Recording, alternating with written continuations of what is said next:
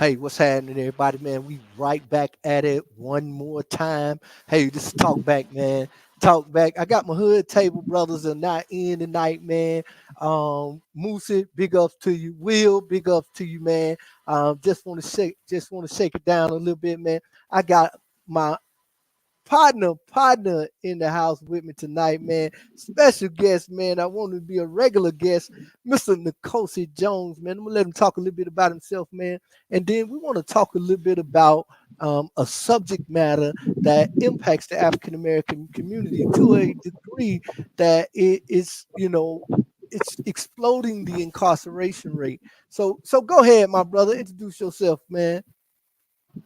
Hey man, you know how we go.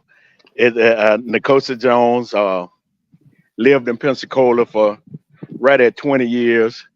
Been back in South Florida since 2011. Uh, just here, man, doing what the Lord leads me to do and how He lead me, and serve under so many different titles. Uh, but at the same token, again, I serve. I'm about the tower, not really about the title, but I'm so grateful that my brother has this platform and he's continuing what we together used to do when I was there in Pensacola. And Absolutely.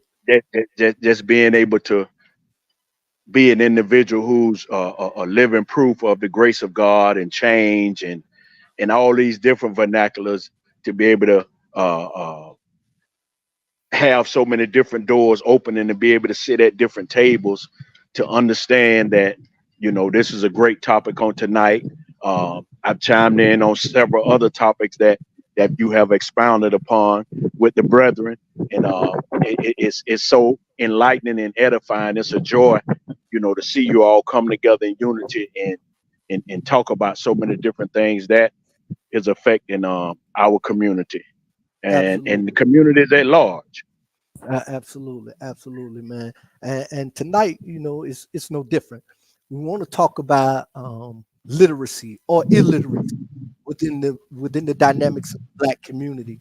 We find that that's a subject matter that's not really dealt with often, but it has a great impact on our community as a whole. We can look at me and you. Me and you, we've been to prison. We've ran the gambit of things that hustlers do when they're living that life in the streets, man.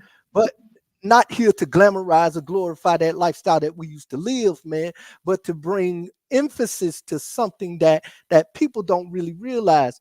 There are a great deal of individuals out there like us who are highly intelligent, highly intellectual, who can not only live that street life, go to prison, get out, and be successful. People think we are the exception to the rule more often than not.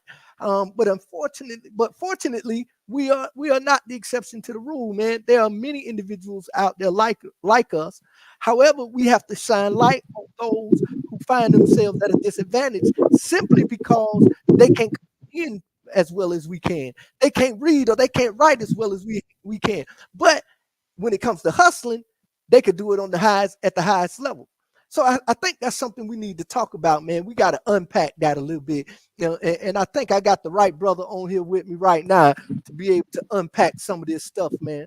Let's talk about literacy in the Black community. I've read a few articles and I did a little research to come to a conclusion that everything people say when it comes to literacy rates in the African American community are not true. Some people think that if third graders who take the reading assessment test, they can determine based on their scores how many prison beds that they need to make.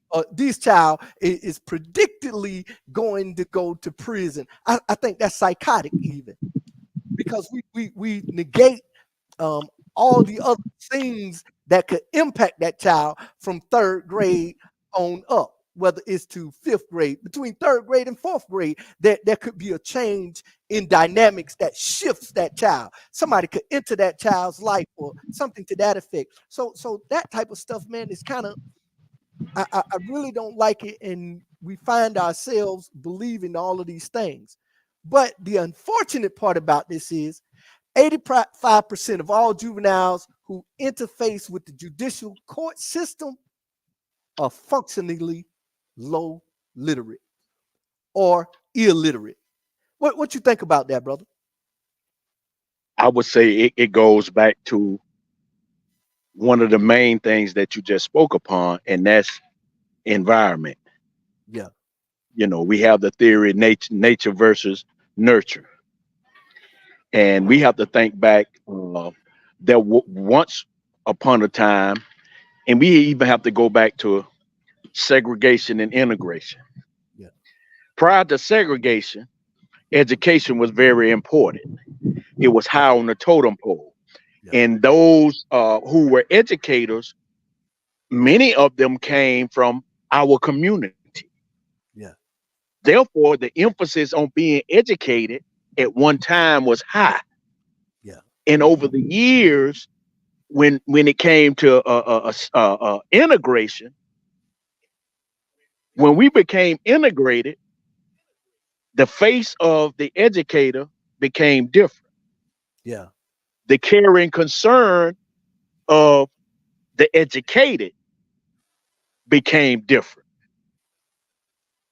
So when that changed, it even changed in the household as well. When you get the closer the generations and generations on to the generation now, education is not as high of a priority as it once was.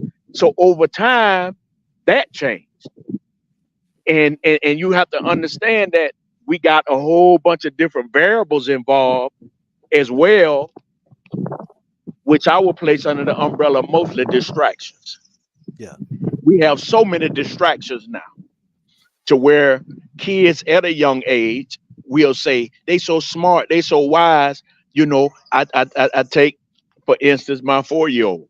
He could take my phone, take your phone, and go through it. Yeah. And find stuff and do stuff. Yeah. But if it's too much of that, then they become so glamorized on the movement of the electronics to where you take and give them a book with nothing subliminally moving, then they don't want to sit still and read for too long.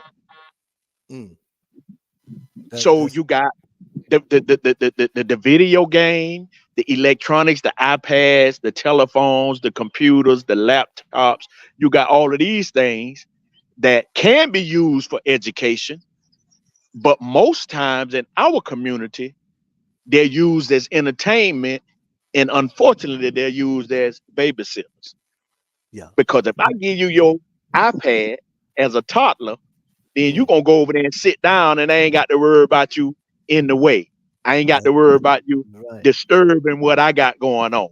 You know what I'm saying? Or as an older kid, I can give you that video game, and I know where you're at. You ain't trying to go outside. You ain't trying to run around to where I don't know. So these different things that have been implemented as deterrence to say, well, I can keep my eye on you. At least I know where my kid is. And that even goes to the things that we talked about before when it comes to all of this violence. That when I got my graduate degree, my portfolio was based on the increase of violence based on video game activity. So when you talk about video game activity, most of these kids right now, you know, and I'm gonna get back to the literacy point, but just to target how it even affects as far as the increase in violence. Okay, you take a normal kid who ain't been around no trouble in a loving, wholesome home, but then they sit for hours and hours and hours, and we were like, how do these young kids become marksmen? They ain't never been to a gun range. They ain't never had no real deal pistol in their hand before. But when they sit for hours and become trained, they become trained marksmen because they're sitting there and they're consuming over and over again repetitively, because you have to shoot a headshot in order to kill, in order to get to the next level, then it becomes gratifying because I'm winning. So Absolutely. it's some training taking place versus saying, okay, we gonna take these electronics and then you gonna read. I mean, there's nothing wrong with it because you can get, you know what I'm saying, like Grace's Corner. They don't want Grace's Corner in school. They won't include Grace's Corner in school. But I can tell you right now, that helped my 4-year-old right now. We can go in Walmart and he can count up to 50. He can count up to 50 in ABCs. We can walk down the aisle and alphabet on the wall. He'll get the name of alphabet and name it the attachment of objects that go with the alphabet. So there are pros and cons to it, but we got to use that in the right manner to enhance the literacy piece. And when we're speaking, but when you're speaking to that, you know, you're talking about parents who can take the time and be engaged, because we understand teaching a child to read is going to take work and it's going to take time. And it's going to take work and time. That's right. But just by the very nature of the video games and the phone, they don't want to take that time. They rather preoccupy you with something else so that they'll have more time, which unfortunately leads to a higher illiteracy rate. Because we have to understand, they're not teaching them everything they need to learn in school. And if we're not enforcing anything that they're bringing home in from school, we find ourselves at a disadvantage as we matriculate into these future times, whereas we have a larger and larger number of kids who are illiterate. And what's that going to do? The higher the illiteracy rate, the more likely it is for that child to drop out. And it's the more likely that child to drop out, the more likely it is they're going to get arrested or be in some type of judicial system. Because when most kids, and that's why you see an increase in behavior in school, most kids act out because they're frustrated when they're trying to learn and they don't have the foundational pieces, and they get frustrated and they start acting out. That behavior is a deterrent. Yeah. Because sometimes they're frustrated. They don't know what's going on. They can't comprehend because they miss the foundational pieces. Some of them was just pushed along, and that was part of the reason with the FCAT shenanigans. You know what I mean? We had assessment tests when we was growing up, but it wasn't going to determine whether you were going to pass or fail. It just was going to determine what level you were at. Yeah. You know what I'm saying? Even like assessments now. So like I was sharing with you pre-live, you know, some years back, you know, with that data, you had an organization that basically bought all of the prisons. The prisons are not owned by Department of Correction. Department of Correction employ people who govern it, but there's an organization that owns prisons, and that's the mindset. The data is, you say third grade, that's what that was based off of. You in FCAT, you had your third grade scores, and then you had your 8th grade scores. And the ideology behind that is you can go from pre-K to 8th grade, where you don't have a GPA then. But the thing about it is, if you don't have the foundational pieces and able to connect the dots by 8th grade, 9th grade, everything count. 9th grade really begins the rest of your life, because that's going to really determine whether you're going to graduate or not. So if you ain't got it by 8th grade, I can bank on you falling somewhere in the midst of juvenile delinquency, dropping out, and not having those foundational pieces to be a productive member of society. It's a higher probability, so I can kind of add up and bank on you filling the bed. In fact, the statistics will show that the illiteracy rate impacts the incarceration rate, or yes, sir, the dropout rate, which impacts the incarceration rate. And like you said earlier, you know, we have the prison industrial complex now. We have private prisons, and we have to understand what a private prison is. It's a business. And what I have to do everything that I know to do and everything that's in my power to do to keep my business thriving. And what's my product? You have to understand, we people are the product, and I have to do everything in my power to keep that product in, even if I am one of the dark money sponsors to a bill that has to that 3 strikes you're out. Things like that come about during these times when you find out that they got prisons that are businesses now, that their job is to get more people in prison. I'm like, you don't get that?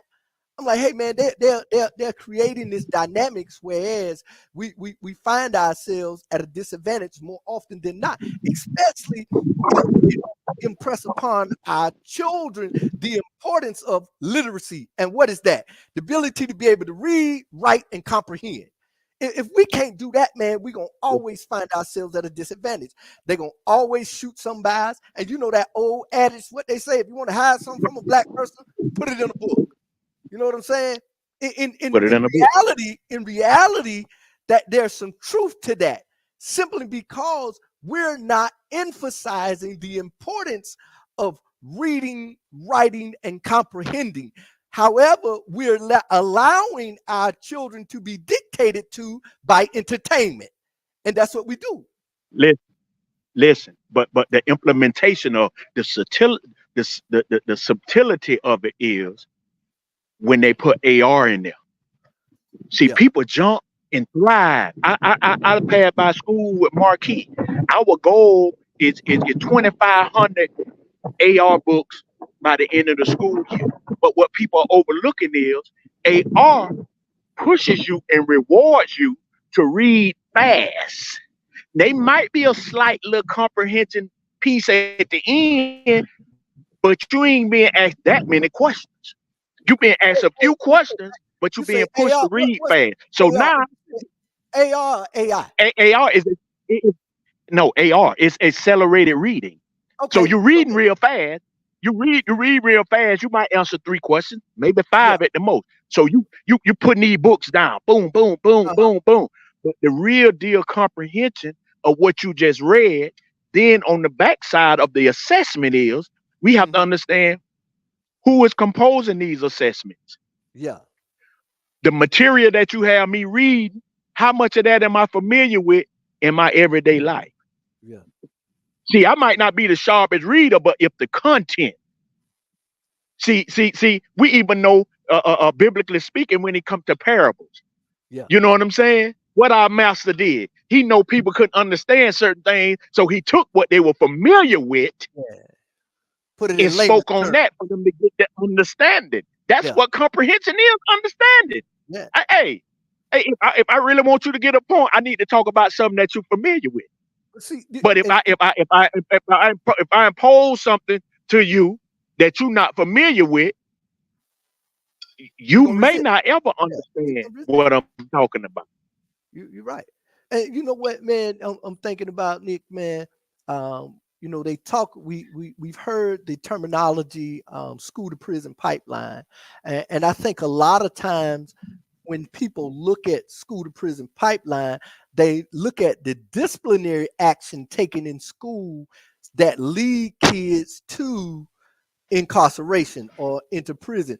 But they don't look at mostly all these assessments and how they're teaching and the things that impede a child from learning and not getting discouraged to the degree that they drop out of school.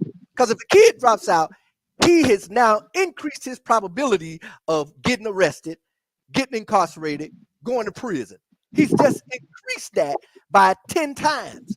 And people don't look at it from that perspective, man. And I think we got to start looking at it more so from that perspective, an academic perspective versus a disciplinary perspective. Well, again, that's all inclusive, because I go back to, like I was telling you earlier, it's Alumni Day. I'm rocking my Pensacola Pirates. You know what I'm saying? Alum of Pensacola Junior College back then, back in 2001. Okay. In the educational realm, when I got my degree in childhood education and in elementary education and childhood development. Okay. when you look at it, they implemented teaching diversity. Yeah. That was a class that they say all educators were going to be mandatory to take that course. Mm-hmm.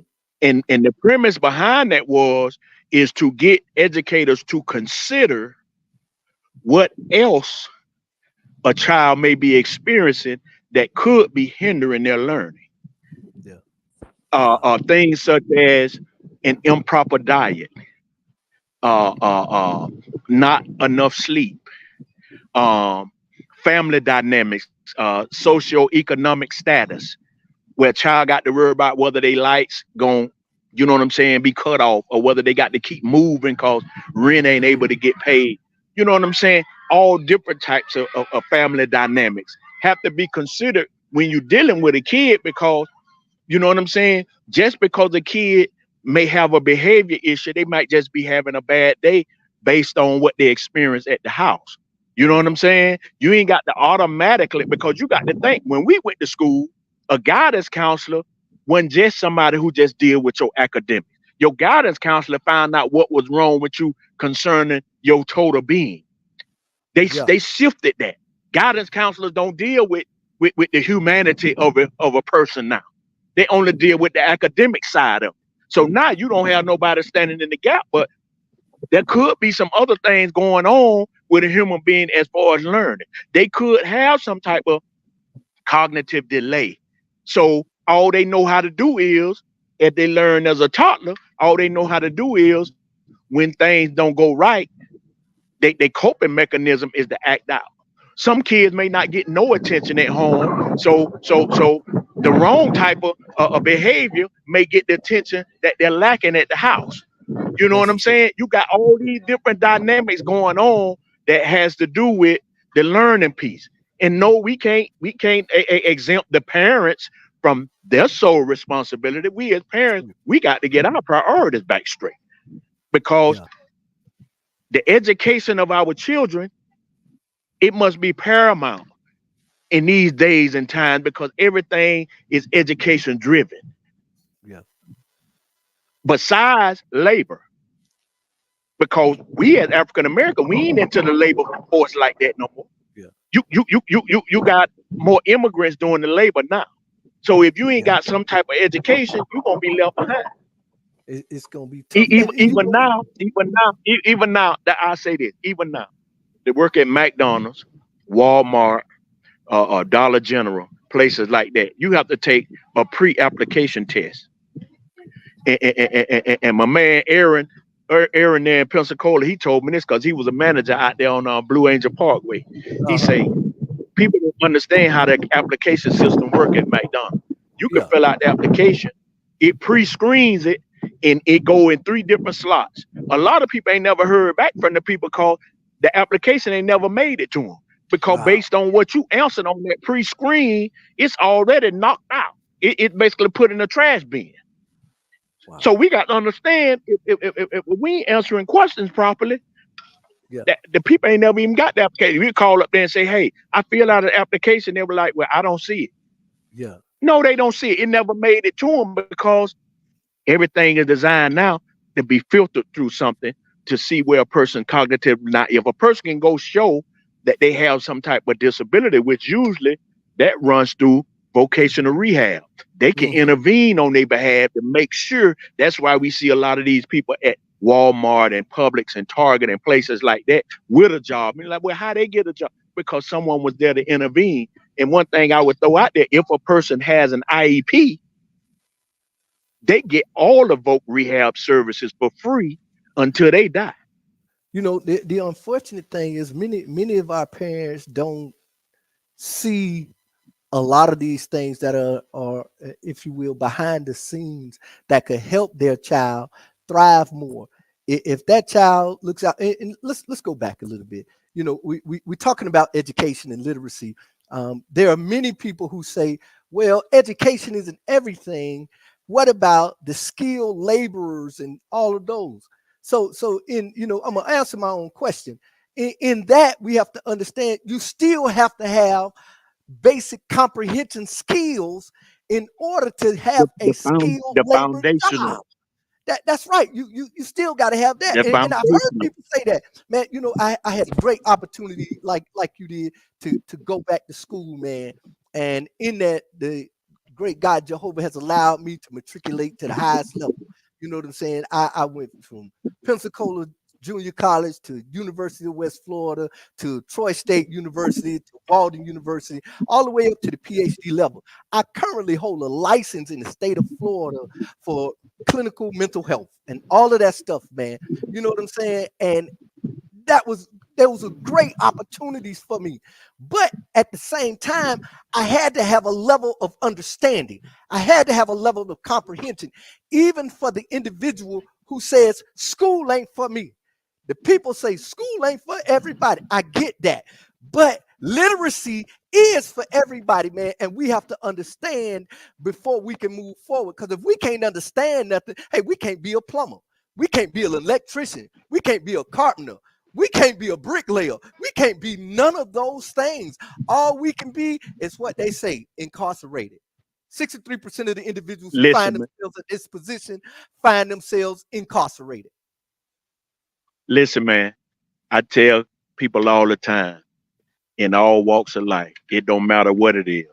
Yeah, We cannot do what we don't understand. that's right. Somebody can walk up to us who speak solely another language True. and tell us what to do or where to go to get $1 million. That's And if right. we don't understand what he's saying, we'll never get it. That's a fact, man. We'll never get it. BJ say, If, BJ if, say if, you if, won't we, don't, share if we don't gas. understand what he's saying, That's right. huh? That's a fact. So we have to have those foundationals. You know, both of us, we went astray, we went left, but it was those foundational attributes that we learned early on in between time. We was able to come back to those, and because there's no way we could have made it to the highest level of education had we not had the foundational pieces. Yeah. So it's important to have those that Look, as the old school say, reading, writing, and arithmetic. You know absolutely, what I'm man. saying? Reading, writing, and It, arithmetic. it, it's so mandatory, and people don't get that. Listen to this. I read a statistic report in regards to persons incarcerated. Now, listen at this, how large this statistic is. It says 70% of the individuals who are incarcerated today read only at a fourth grade level.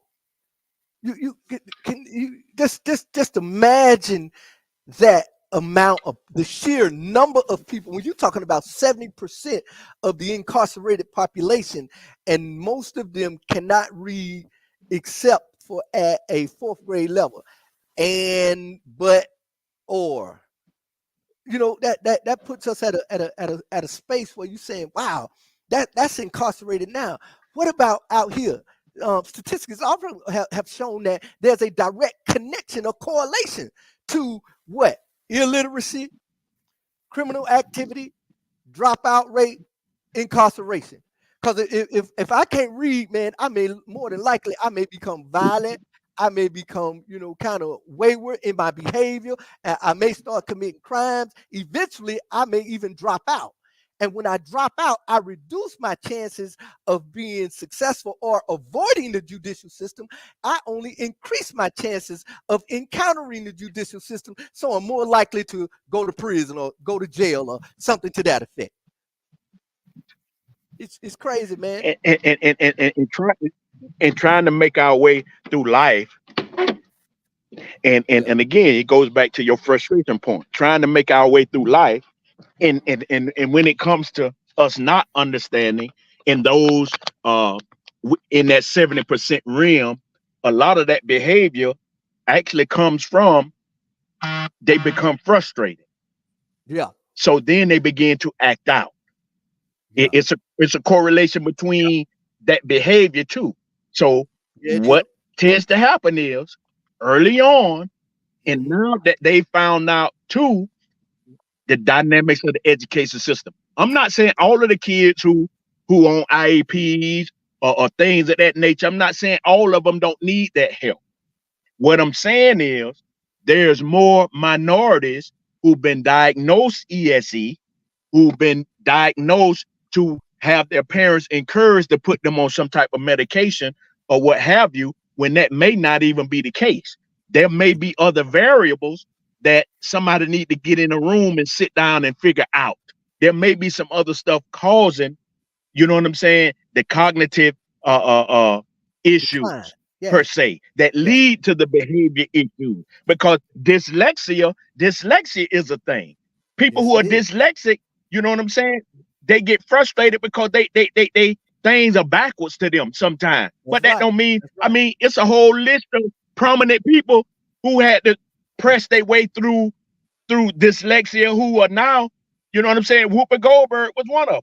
Yeah. You know what I'm saying? So with the proper help and the proper diagnosis versus saying that well, they get money from the federal government and from the state for every child that diagnosed and get put on some type of drug medication to be in an ESC program.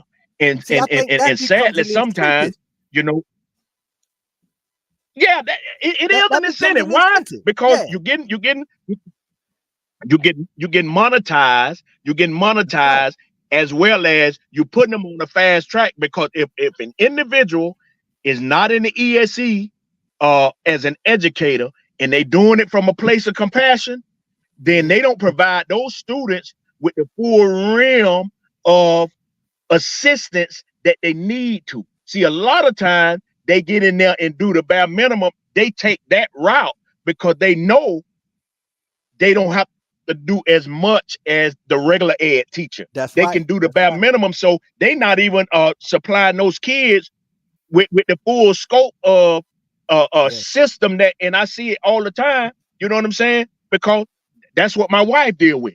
You know what I'm saying? She deal with it all the time. And in my nonprofit, Transformers, that's what we do.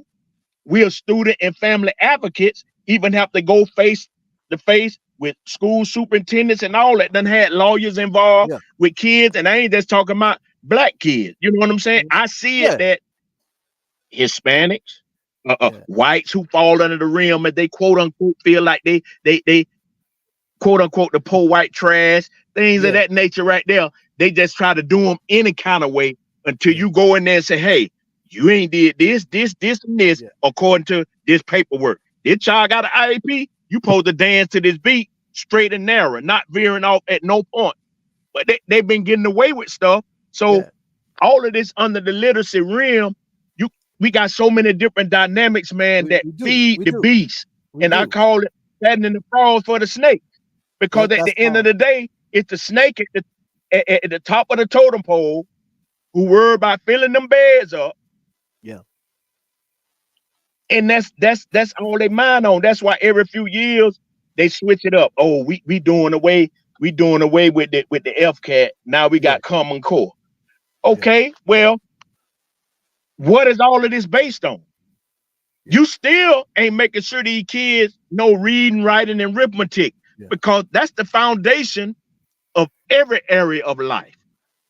If I can read to the point where I can comprehend, it don't matter if I'm a plumber, if I'm an electrician, if I'm a construction worker, all of those people have to be able to read blueprints. They have to be able to read instructions. They have to be able to read something. That's a fact. But most some level of literacy, they have to add. They have to do math. But you see, most of it, welding. They have to know math skills. If we go back and we look at what you're saying, when you say many of those teachers, even for those kids who are in ESE, who if they don't have the heart to help those kids get the tools that are necessary to be successful outside of the classroom as well as inside of the classroom, hey man, they gonna always find themselves at a disadvantage, even if they're passing them from grade to grade. So I think there lies a great issue, because you find that there are so many teachers, and I'm gonna look from an African American perspective, that do not look like the kids who mostly fill up their classrooms, and many of them don't have the ability to be able to teach them in a manner that they can actually learn and move forward. They'll label them as a kid who has a behavioral issue versus a kid who has a learning issue, and I just don't know how to teach this kid versus this kid just has a problem and we're going to move him through the disciplinary lane versus an academic lane. Man, I know some kids who got an IEP and it ain't because of academics. Yeah. People, they don't tell people that medical conditions can get kids IEPs. Yeah. And they most definitely don't know. I just learned about the 504 plan. Many of us don't know nothing about that. And all the 504 plan does is give kids extra time, meaning extra time to do my assignment, extra time to take my test. That's beneficial. But our Caucasian counterparts, they've been doing it for years. Yeah. They've been knowing about that. They've been knowing about that for years, the 504 plan. Well, what is it? Is it that people in our community are disconnected, and when their kids come home, or disengaged to a degree, their kids come home? People in that realm, no, those people in that realm, unless they have compassion, they will not thoroughly educate a parent what their rights are if their kids have an IEP. Again, when you don't have compassion, you do the bare minimum. So I may not know. I'm just listening to what they telling me. And now we got my kid on this, whether they on drugs or not on drugs. They still struggling. Why? Because somebody doing the bare minimum. But if you let me know the whole scope, we can work together as a team and overcome this. It can be overcame, but we got to work together as a team. And again, it falls back initially on the parent.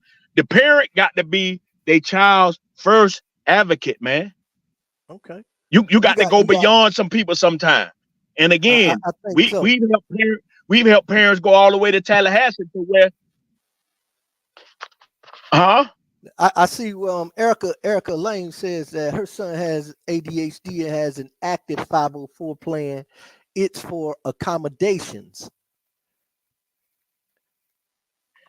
Yes, so, but that's what I'm saying. When you have people in that realm who are not compassionate, they don't make sure that all of the accommodations are met. See, they'll sit in there and try to pencil whip some stuff. You know what I'm saying? And then again, a lot of times they won't do nothing at all. But his 504 plan with that ADHD, he's supposed to have an IEP. He don't supposed to just have a 504. Yeah. See, 504 just give you extra time. IEP have certain specifics as far as the educator. They supposed to, whether it's the primary educator and or ESE person, a paraprofessional supposed to come in and help this kid. If they're in a regular class, if they're in a separate class, then they got a teacher in there. I'm gonna stop you right there, Nick. I just don't think all of that's happening in a school. All that stuff you're just talking about. Listen, I run the Department of Juvenile Justice program, and 90% of my kids have IEPs. 90% have IEPs. I know they're not getting all those types of services. You know what I'm saying? That you're saying. Now, if you I guess this goes back to how engaged the parent might be as well. So I got to look a little bit from that perspective and say, how engaged is the parent? If you're saying, as a teacher, these are all the components that go with the IEP. Most of the time, many of the kids that I deal with, they may have learning disabilities, but they've given them the IEP in association with their behavior.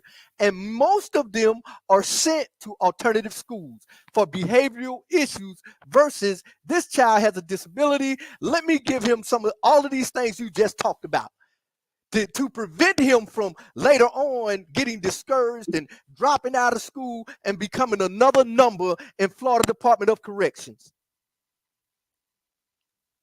Listen, paraprofessionals are supposed to go in the classroom, work alongside those educators and assist with those types of kids, unless they are to the degree where they have to have and that's real deal cognitive delays to where they have to be in a separate class. Yeah. Okay. If they're in a separate class, then they just straight up got an ESE teacher. But there again, all of it ain't on the parent, because some parents have never been informed.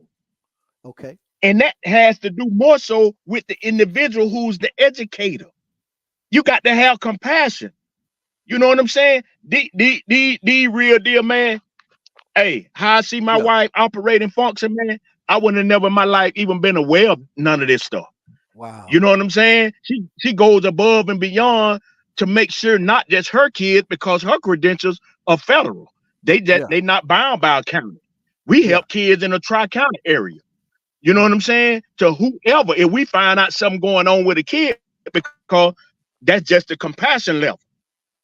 But helping people to the degree to where they have to make state complaints, because sometimes in a system, you may have the ESE teacher that's tight with the ESE facilitator, that's tight with the principal, and all of that right there. And if they running the roost, they gonna try to cover up for one another, because they don't want the people from Tallahassee coming in there flipping tables and turning on the lights to find out that they really ain't doing what they supposed to do. So they gonna try to hide, you know what I'm saying? But knowing what's supposed to be to the letter of the law, because listen, federal laws govern the ESE standards, not county, not state.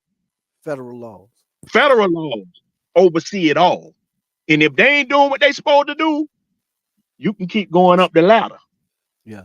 So you know, when we look at this, we got to start looking at early warning signs of poor literacy, issues that may cause that child to start to not want to go to school or be at school. And we have to start looking at what's going on in the classrooms. I know one sign, things that you can start looking at are like, is your child always getting referrals, and what are they getting referrals for? Is your child getting suspended? Has your child been held back? Is there something that's going on in your child's classroom that you don't know? Have you talked to the child's teacher? So we got to start doing all of this prerequisite work, man, before our children get to the place where they just through with it. They drop out and they start getting involved in all types of criminal behavior. And then the next step, they're incarcerated for homicide or something to that effect. And now we just got another statistic. We got families destroyed and things like that. When it all started in the educational system, that doesn't make sense to me, brother. Listen, man, I just walked out the gym. One of our sixth graders in there right now. Low cognitively, because he's an example of what this is we're talking about. But the fact that he's on this basketball team and being able to mentor him and kind of guide him on what's important, he's improved in his academics. Wow. His behavior ain't turned all the way around, but it's beginning to turn. But his effort in his academic, his efforts academically is going much faster at a faster pace than the behavior. Yeah. I see somebody but it's still a work on the behavior. But it's still like a constant to understand. And I took mom and in one of the practice, and I pulled her to the side and talked to her for about 15 minutes. And I had a Q&A session because I wanted to know what's the environment at home. Yeah. What's the environment at home? What are the consequences? What is the accountability level? All of these things. And as she began to speak, I countered everything with something that is a suggestion on if this changed, because here, this is the accountability level. This is the expectation. Now, you're an adult, you do what you want to do at your house. But if you want the results that I know as a parent you want, these are the things. And that's why mentoring, through my mentorship, it's a contract that has to get signed. Okay. Because everybody has to be accountable. There's a place for the parent, there's a place for the child, there's a place for me. because we gonna all sign this saying we understand the expectations. This is not babysitting, education, behavior in class, at home, in the community. All of these things. And if you need help, I don't mind helping you. You know what I'm saying? But we as parents, and I know some parents don't know, but the thing is, you got to let somebody help, because I always tell moms, if it's a healthy male, especially with a young man, if it's a healthy male somewhere in the family, talk to them and try to let them help out. One thing parents can't do is, if it's a healthy male trying to tell the young man something, you can't intervene and stop and try to always make excuses or combat what's being said. You know what I'm saying? It got to be somebody to put some structure in place. Because most of the time, you know what I'm saying? We as men, we know how to pull them heartstrings of mama, and we get a little more grace than we need to get, and it can be harmful. I'll put it like this. People always say help. I say, listen, we have to clearly define whether it's help or whether it's handicapping or hindering. See, handicapping and hindering can look like help. Yeah. Because it got to be some accountability. It got to be some structure. It got to be some consequences. We talking about help. What are you doing?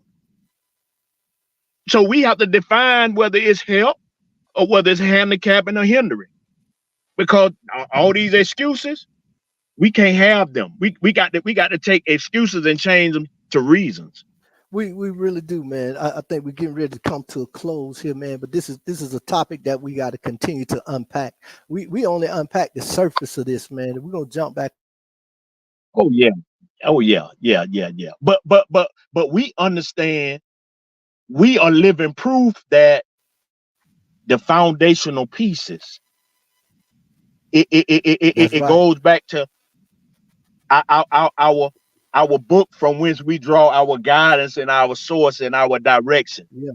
If we train them up in the way they should go, when they get older, meaning in between time, in the meantime, in between time, if they happen to go left, they got something to fall back on.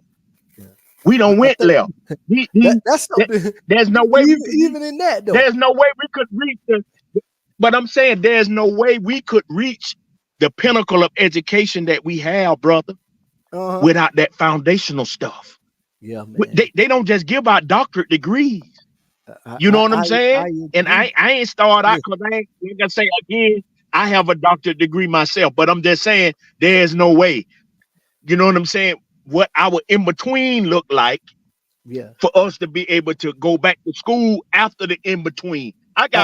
Listen, bro, I'll be 52 years old in July. And I tell people, I racked up for a whole decade of my life. Yeah. I racked up mostly all my criminal charges. Yeah. From 1990 to 2000. Yeah. That was a whole decade of my life. Yeah, bro. Of my life that I was in and out of the judicial system. Yeah. But you know what I'm saying? Able to come back and bounce back and then take it all the way to the level that it is now. Yeah. That's the in between and all of that right there. That foundational stuff was put in there. It was, brother.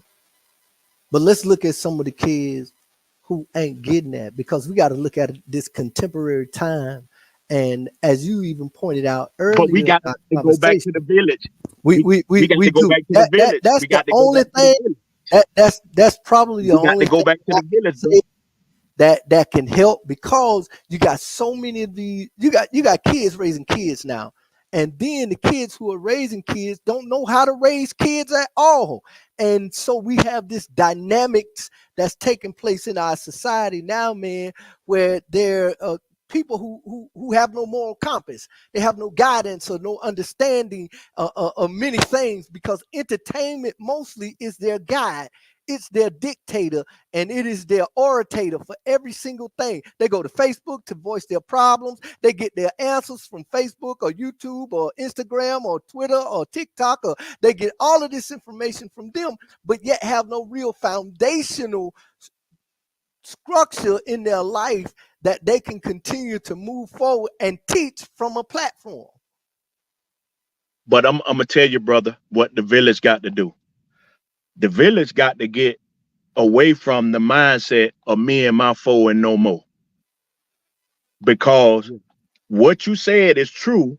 A lot of these kids are raised by someone who don't have a high education level, whether it is a grandparent, or aunt or uncle, or a younger mother or father who did not go to school. Why? Because of the basis of our conversation. The vernacular of education has changed so much. They're taking the high level math and dropping down to the cusp of elementary school. You know what I'm saying? Absolutely. When we were coming in school, algebra was about the highest thing. Maybe geometry if you were going to a 4-year university. Now that's all the way down in 5th grade, in 6th grade. You know what I'm saying? So now you dealing with, if they even want to help, they don't understand because they never reached that level of mathematics. But there again, when you talk about tutoring and helping out, I tell people quick, we can FaceTime and get on our phone about everything else. I'll tell a child quick, my child's struggling. Take a picture of the problem. Take a picture of the problem, and then I'll get that problem, write it on a sheet of paper, step by step, and take a picture of it and send it back to you. See, I ain't got to be where you at to help out. You know what I'm saying? Right. And I ain't got to charge everybody for helping somebody. Come on, man. You know what I'm saying? We got to care enough about what's going on in our community, man, to help somebody. Yeah. I mean, God has blessed me that my mind ain't go crazy.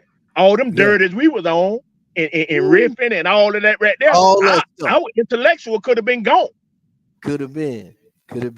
But I'm saying for God to allow it to be maintained and then shoot up to the highest level of education there is, what did he do it for? To help somebody. He did. Hey man, we're gonna have to continue this conversation, man. I just want to thank all of our viewing audience. I want to thank everybody for chiming in, man, and sharing with us their position and how they feel about things, man. This is a subject that's worthy of unpacking: literacy or illiteracy in the African American community, man. And where's that starting at, man? In the schools, in the homes. Where is it leading to? Criminal activity, incarceration. So we got to understand that, man. So hey, man, we about out of time here, man. But I want y'all to check us out on Talk Back at the Hood Table. I'm gonna send big ups to Will. I want to send a big up to Moosey, man. Those are the Hood Table guys, man. They went in tonight, man. I want to thank God. Moosey got him a good job, man. He's doing his thing, man. Hey, man, this is Talk Back, man. I'm here with my partner, Nicosi Jones, man. Hey, I want to send a big up to Liam, man. Liam ain't here tonight, man. So hey, man, I know he had a lot going on, so I ain't want to mess with him too much. So maybe on our next table, man, all of us be back together. Hey, you know I'm here, brother. Yes, sir. I got the man. I send love to Pensacola. That's right, man. For sure, man. What you saying, brother? I say for sure. Yeah, I send my love to Pensacola. I still love y'all dearly. You know, I keep up through Facebook and all that. And again, man, if I can help anybody, you know what I'm saying, on any level, I do what I can. If I don't know it and I know somebody who does know it, then hey, I ain't hiding nothing. You know what I'm saying? Because I understand I'm truly blessed to be in the position that I'm in. So that's what's up. Hey, man, again, man, I want to thank you for the love that you showed tonight, man, and coming on with us, man. I ain't want to keep prolonging this thing. So we will be back at this thing next week, man. We're going to unpack some stuff. So y'all check us out, man. This is Talk Back. Hey, we'll be at Talk Back at the Hood Table next week. So y'all check us out, man. I want to say peace and love.